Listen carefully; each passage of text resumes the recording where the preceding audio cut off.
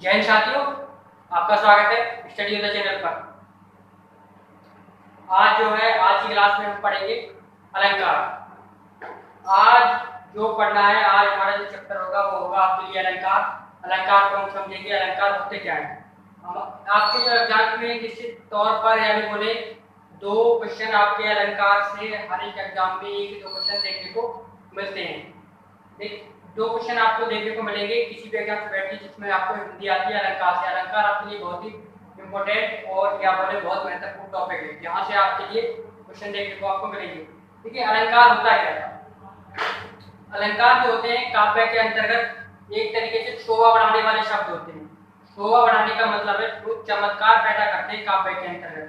देखिए आपने देखा होगा जैसे जैसे कोई भी एक स्त्री होती है, यदि उसको गहना पहना दिया जाए, आभूषण पहना दिया जाए तो उसके सौंदर्य में भी यानी उसकी सुंदरता में चार चांद लग जाते हैं।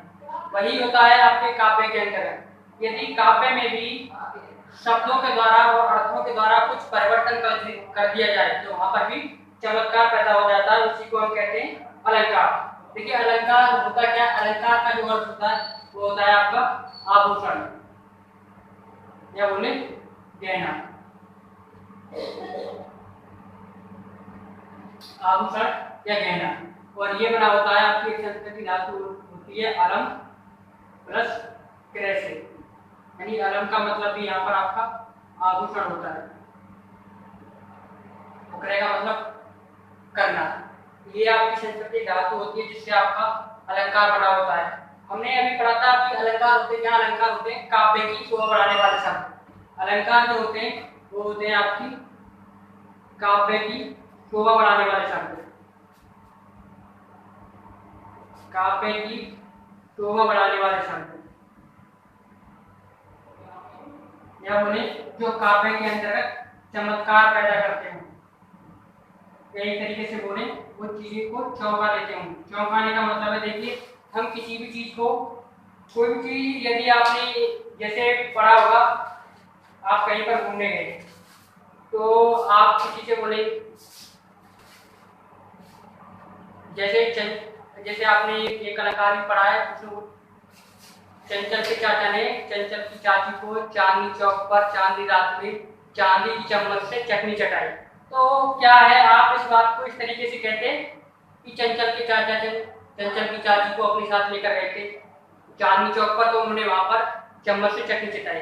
क्या है, वहां आपको एक तरीके से चौंकाने वाली कोई चीज दिखाई नहीं देती। यदि उन्होंने कहा कि चंचल के चाचा ने चंचल की चाची को चांदनी चौक पर, वो भी चांदनी रात में ले जाकर चांदी की चम्मच से चटनी चटाई, यानी कितना एक तरीके से हाइपर चीज लगा दी थी। चटनी चटाने के लिए चांदनी चौक ले जाने की जरूरत थी, तो यही चीज थी चौंकाने वाली।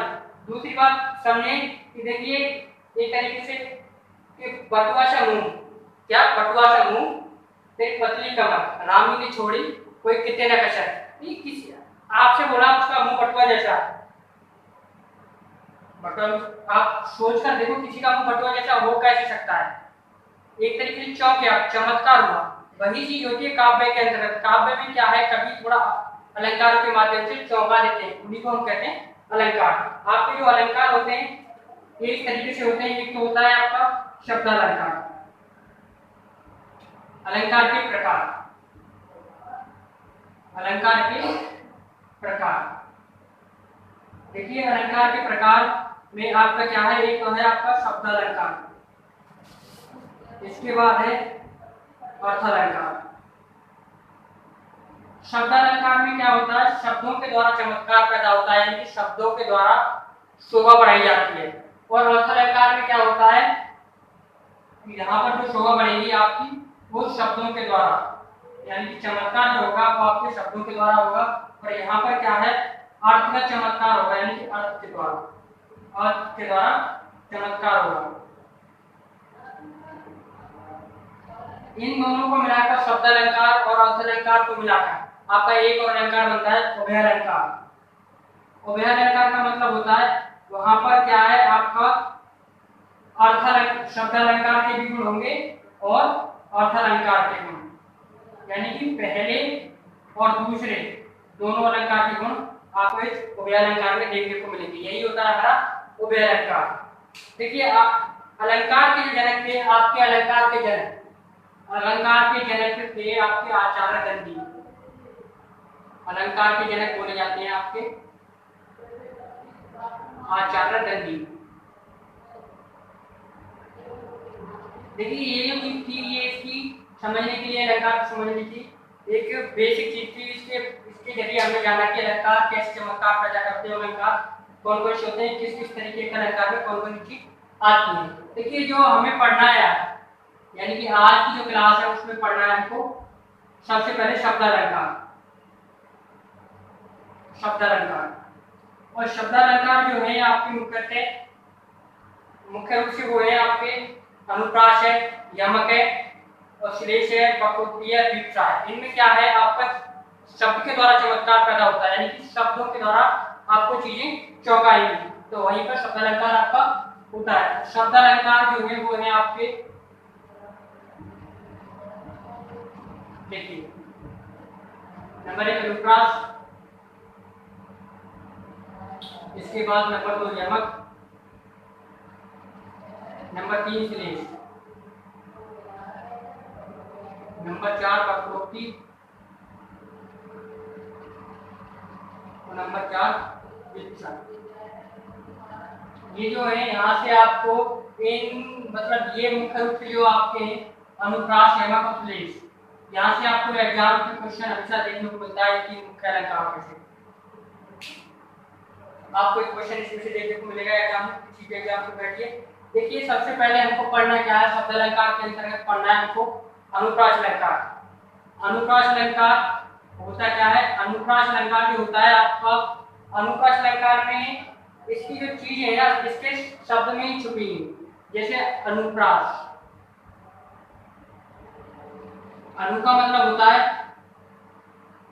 अनु का जो मतलब होता है आपका यानी कि अर्थ पास होता है, प्रास का मतलब होता है प्रसारित करना, यानी कि इसमें जो शब्द जो अक्षर होंगे ना वो पास होंगे और एक दूसरे के साथ समानता के साथ फैले हुए होंगे। अब अनुप्रास का जो मुख्य जो पहचान होती है वो होती है आपकी, यहाँ पर जो है ना वर्णों की आवृत्ति यानी अक्षरों की आवृत्ति होती है। अनु का मतलब एक तरीके से समझने की कोशिश करें तो यहाँ पर जो आवृत्ति होगी ना आपकी अक्षरों की होगी, यानी अक्षरों की अनेक बार आवृत्ति होती है।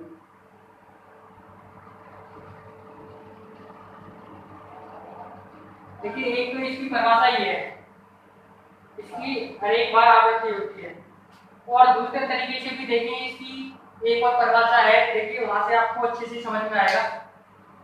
जहां पर व्यंजनों की समानता मिलती हो, व्यंजनों का मतलब है अक्षरों की समानता मिलेगी आपको। अक्षरों की समानता कैसे, जैसे आपने बोला कि चारु चंद्र की चंचल किरणें खेल रही थी जलतल में, यहाँ पर जो है ना च, रे और ले मतलब इन वर्णों की आपको बार बार आवृत्ति भी देखने को मिल रही है और अक्षरों की जो समानता भी देखने को मिल रही है। क्या है देखो दूसरी चीज जो मिलेगी वो आपको अक्षरों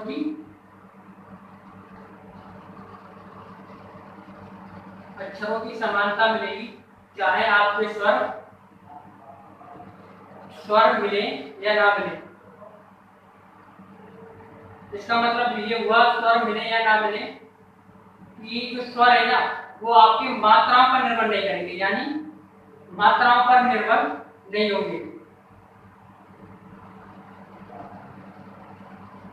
मात्राओं पर निर्भर नहीं होंगे, कैसे नहीं होंगे, जैसे आपने बोला चारु चंद्र की, तो उसमें मात्राएं अलग है और अगले भी मात्राएं अलग है, तो क्या है वो चीजें बदल रही है पर जो अक्षर है उनकी समानता देखने को मिल रही है। अब जो है मुख्यतः ये जो है आपका अनुप्रास अलंकार। अनुप्रास अलंकार इस तरीके से आपके अनुप्रास अलंकार क्वेश्चन अब एग्जाम्स में बहुत कम देखने को मिल रहे हैं, ट्रेंड बदल चुका है। जो है क्वेश्चन पूछे जा रहे हैं इस अनुप्रास अलंकार के अंदर क्वेश्चन पूछे जा रहे हैं, यहाँ से क्वेश्चन उठ रहे हैं। तो देखिए अनुप्रास अलंकार जो होता है वो आपका 5 प्रकार का होता है, 5 प्रकार का होता है। उन्हीं 5 प्रकार को हम पढ़ेंगे। देखिए सबसे पहला होता है आपका छेकानुप्रास, इसके बाद नंबर 2 प्रत्यानुप्रास, मतलब सारे जो अलंकार हैं प्रास ही होगा अनुप्रास की तरह। प्रत्यानुप्रास,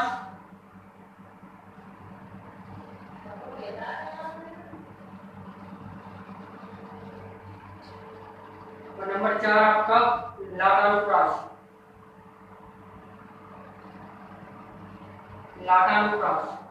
और नंबर 5 है आपका अनत्यानुप्रास।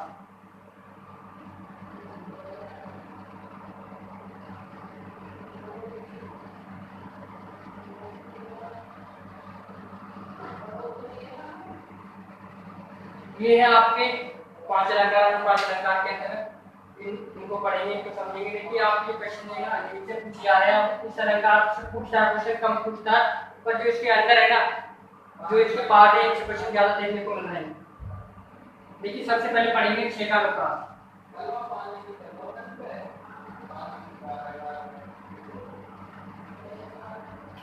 छेकानुप्रास जो है, छेका का अर्थ होता है आपका चतुर, और इसी के नाम पर छेकानुप्रास को चतुर्लोक का अलंकार भी कहा जाता है। सबसे पहले है आपका छेकानुप्रास, इसका मतलब होता है चतुर, और इस अलंकार को हम चतुर्लोकों के अलंकार के नाम से भी जानते हैं, या उन्हें चतुरों का अलंकार आपका छेकानुप्रास भी कहा जाता है। देखिए इस अलंकार में होगा क्या, इसमें आपको जो चीजें देखने को मिलेंगी वो इस तरीके से होंगी। यहाँ पर आपको एक वर्ड यानी बोले एक अक्षर या अनेक वर्ड, यहाँ पर क्या होगा आपका एक वर्ड या अनेक वर्ड की आवृत्ति एक बार होगी, या फिर बोले केवल 2 बार आएंगे। यहाँ पर क्या होगा, एक वर्ड या अनेक वर्ड, अनेक वर्ड की आवृत्ति जो होगी वो होगी एक बार, आवृत्ति होगी एक बार, या केवल जो वर्ड है, या केवल वर्ड, या केवल 2 बार। देखिए ये चीज, ये परिभाषा जो है थोड़ी अटपटी लग रही है, एग्जाम्पल के माध्यम से बहुत आसानी से समझ में आ जाएगी। हमको क्या है, हमने बोला है यहाँ पर एक वर्ड या अनेक वर्ड की आवृत्ति एक बार होगी, यानी कि एक वर्ड भी हो सकता है आपका, अनेक वर्ड भी होंगे, पर उनकी जो आवृत्ति होगी ना वो केवल एक बार होगी, और अधिक से अधिक कितनी बार आ सकते हैं, वो 2 बार आ सकते हैं। समझ रहे होंगे इस बात को, एक वर्ड भी हो सकता है और अनेक भी हो सकते हैं। जो आवृत्ति होगी वो केवल एक बार होगी, और जो वर्ड होंगे अधिक से अधिक केवल 2 बार आए। देखिए कैसे, एग्जाम्पल देखते हैं, एग्जाम्पल से बहुत अच्छे से समझ में आ जाएगा आसानी से। राधा के बर बहन सुनी, चीनी चकित सुगाय। राधा के बर बहन सुनी, बर बहन सुनी, चीनी चकित सुगाय।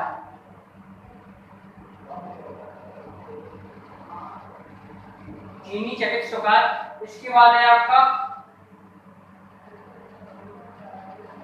दुख दुखी मुसरी मुरी, दुख दुखी मुसरी मुरी। देखिए इस चीज को समझ गए ना हम, ये पूरा हमारा अनुप्रास अलंकार क्लियर है, फिर इसके बाद कोई दिक्कत नहीं है। मुसरी मुरी सुधार,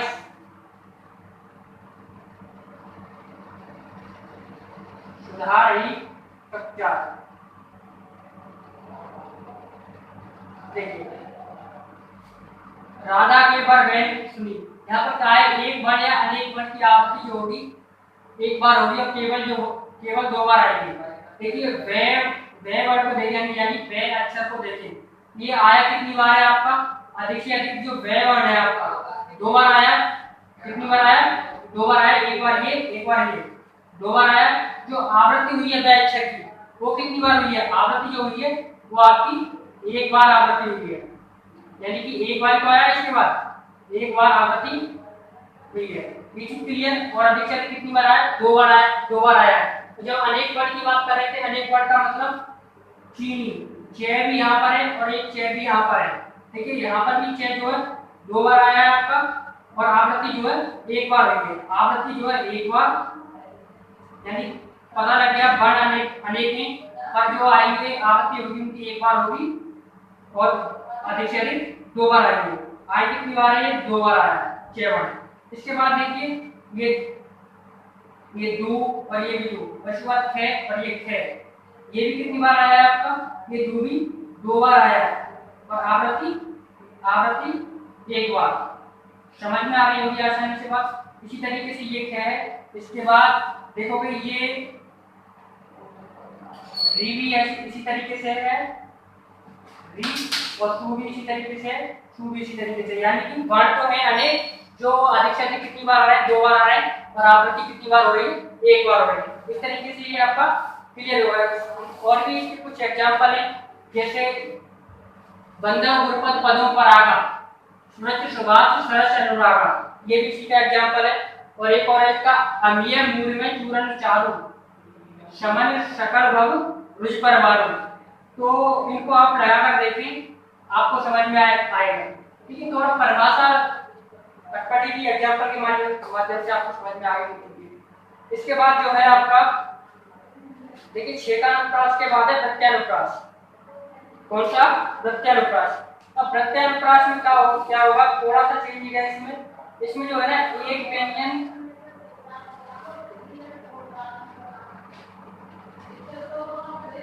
इसमें क्या है, यहाँ पर एक या अनेक व्यंजन की अनेक बार आवृत्ति होगी। यहाँ पर क्या है, एक या अनेक व्यंजन की प्रत्यानुप्रास।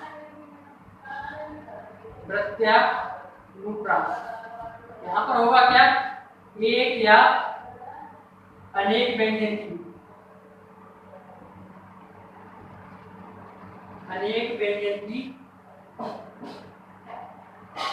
अनेक बार आवृत्ति होगी।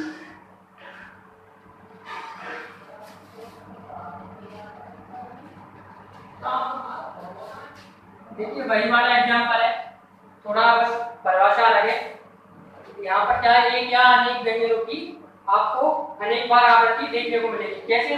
जैसे आपने अभी थोड़ी देर पहले पढ़ा था कि चारों चंद्र की चंचल किरणें खेल रही थी जलतल में।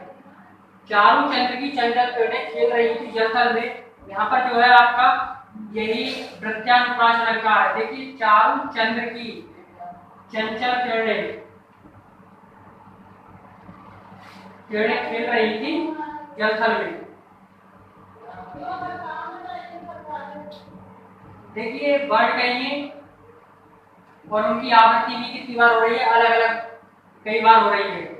6 भी है, 6 यहाँ पर भी है, ये भी 6 है, ये 6 है, फिर इसके बाद ये है, यहाँ पर भी है, इसके बाद ये है। मतलब क्या है, कई वर्ण और अनेक बार आवृत्ति इनकी अनेक बार हो रही है। जैसे आपसे बोला जाए कि चंचल के चाचा ने चंचल की चाची को चांदनी चौक पर ले जाकर चांदनी रात में चम्मच से चटनी चटाई, तो वहां पर भी आपका यही प्रत्यानुप्रास अलंकार है। पर यहाँ पर थोड़ी आपको कंफ्यूजन पैदा होगी।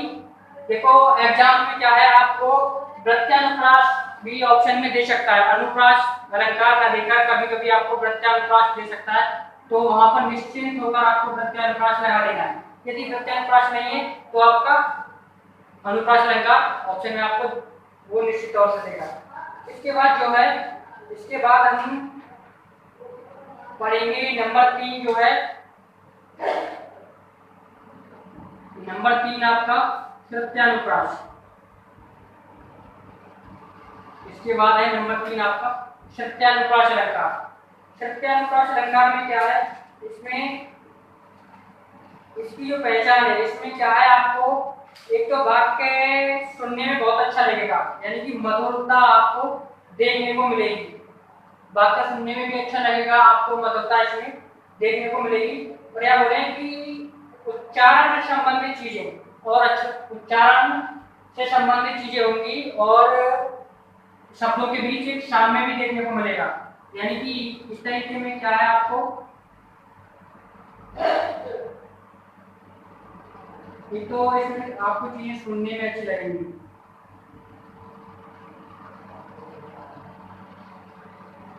और आपसे बोला जाए उच्चारण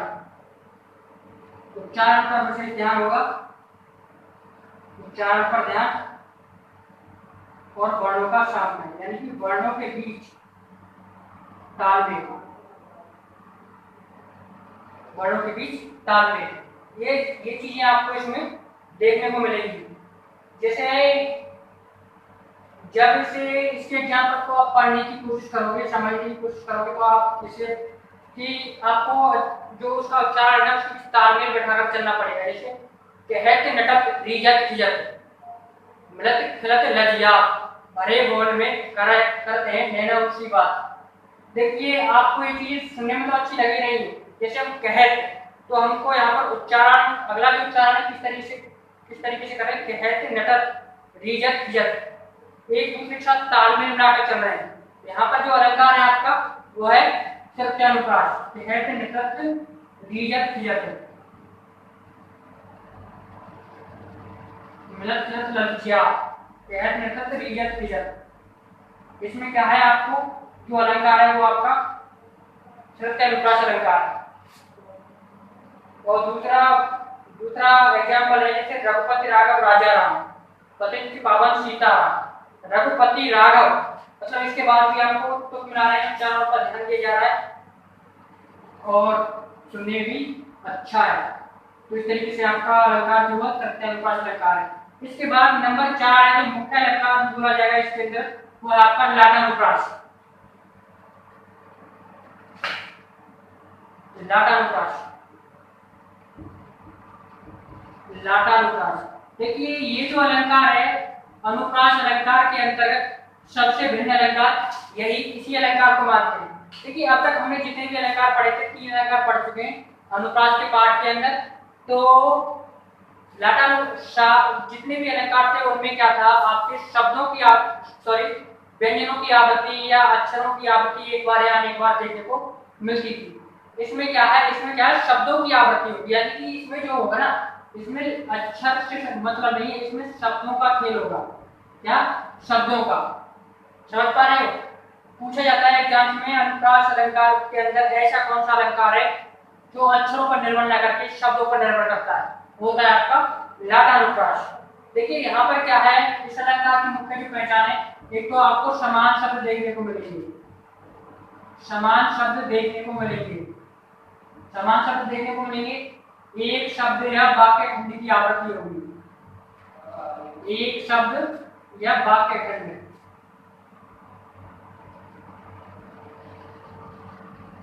वाक्य खंड की आवृत्ति होगी। विशेष बात में ये होगी जो अर्थ होगा ना उसका, विशेष बात क्या होगी, वो होगी कि अर्थ भिन्न होगा,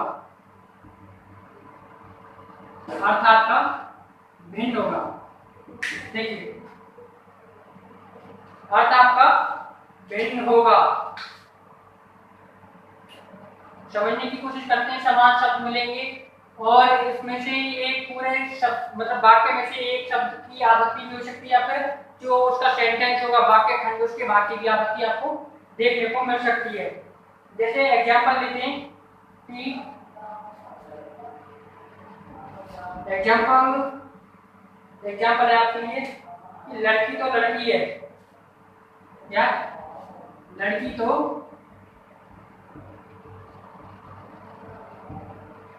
लड़की है, कहने का मतलब ये है जो मतलब समान शब्द है या एक शब्द है इसकी आवृत्ति हुई है, पर जो इसका जो अर्थ है ना अलग अलग तरीके से अर्थ अलग है। मतलब लड़की तो एक लड़की है, पर लड़की जो है वो एक सुशील भी हो सकती है, गुणवान भी हो सकती है, चतुर भी हो सकती है, बुद्धिमान भी हो सकती है। जो अर्थ है वो उसका दूसरी तरीके से भिन्न है। जैसे बोल रहे हैं लड़का तो लड़का है, नहीं लड़का तो है ही, पर लड़का होनहार भी तो हो सकता है, लड़का दूसरी तरीके से भी तो हो सकता है। देखिए दूसरा एग्जांपल और भी है इसका कि पूत कपूत सो क्यों दर्शन है, पूत सपूत पूत सपूत तो क्यों धन संचय, पूत सपूत तो क्यों धन संचय, और पूत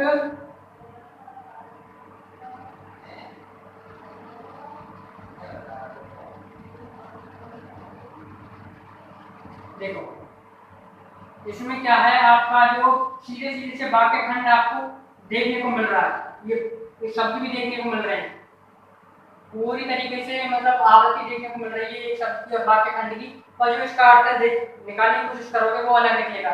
पुत्र कपूत सो क्यों धन संचय, यानी कि पुत्र अच्छा है तो उसे धन को इकट्ठा करने की जरूरत है। और यदि पुत्र कपूत है यानी कि पुत्र बेकार है तो फिर भी उसे धन संचय क्या करने की जरूरत है। यानी कि दोनों तरीके से जो अर्थ है वो बिल्कुल आपका अलग अलग निकल कर आ रहा है। जैसे एक और एग्जाम्पल बता दूं मैं आपको कि औरन को जांचे कहा नहीं जांचो शिवराज, औरन को जांचे कहा नहीं जांचो शिवराज, औरन को जांचे कहा जो जांचो शिवराज। यानी कि औरन को क्या जांचेगा वो जिसको शिवराज ने ही नहीं जांचा हो, औरन को जांचे कहा जो जांचो शिवराज, फिर वो और दूसरे लोगों को क्या जांचेगा जिसको शिवराज ने ही जांच लिया हो। यानी पहले जो शब्द है उसकी आवृत्ति हुई है वाक्य खंड के रूप में, पर जो उसका अर्थ निकल कर आया दोनों तरीके से अलग अलग निकल कर आया। तो आपको चीजें आसानी से समझ में आ गई होंगी। आज की क्लास में इतना ही था, एक अलंकार रह गया इसके अंदर, तो उसे अगली क्लास में देखेंगे।